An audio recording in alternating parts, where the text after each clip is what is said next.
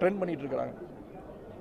ஆனால் உண்மையான பிரச்சனைகளை பற்றி என்னைக்கு நம்முடைய முதலமைச்சர் வாயை திறப்பார் அப்படின்னு சொல்கிறதுக்காகத்தான் இன்றைக்கி நாங்கள் எதிர்க்கட்சியை சேர்ந்த திராவிட முன்னேற்ற கழகத்துடைய சட்டமன்ற உறுப்பினர்கள்லாம் தயவு செஞ்சு வாயை தரங்க சிஎம் சார், பதில் சொல்லுங்கள் சிஎம் சார் அப்படிங்கிறதுக்காகத்தான் இன்றைக்கி இந்த பேட்சை நாங்கள் அணிந்து கொண்டு வந்திருக்கிறோம். எங்களுடைய எதிர்ப்பை, எங்களுடைய எண்ணங்களை தெரிவிச்சிருக்கோம்.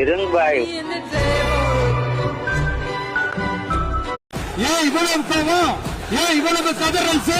இதுல எங்க இருந்து நாங்க தான் அனுப்பி வச்சோம்னா புரியல. இப்பவும் சொல்றேன், மக்கள் பணத்துல இருந்து ஒரு பைசா கூட தொடமாட்டோம், தொடவும் விடமாட்டோம், தொட்டா விடமாட்டோம், இதுக்கு முன்னாடி தொட்டவங்களையும் விடமாட்டோம்.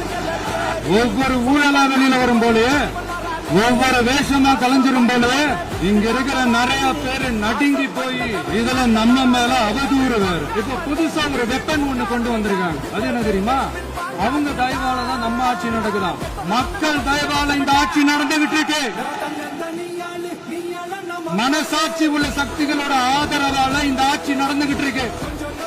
நாங்க தான் அனுப்பி வச்சோம் அப்படின்றாங்களே. அனுப்பி வச்சவங்களுக்கு மினிஸ்ட்ரியில இடம் கொடுத்தா ஏன் கதறீங்க? ஏன் இவ்வளவு கோபம், ஏன் இவ்வளவு கதறல்ஸ்?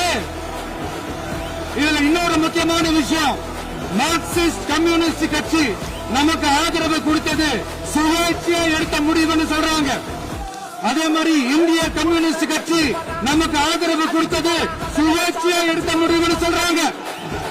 இதுல எங்க இருந்து நாங்க தான் அனுப்பி வச்சோம்னா புரியல.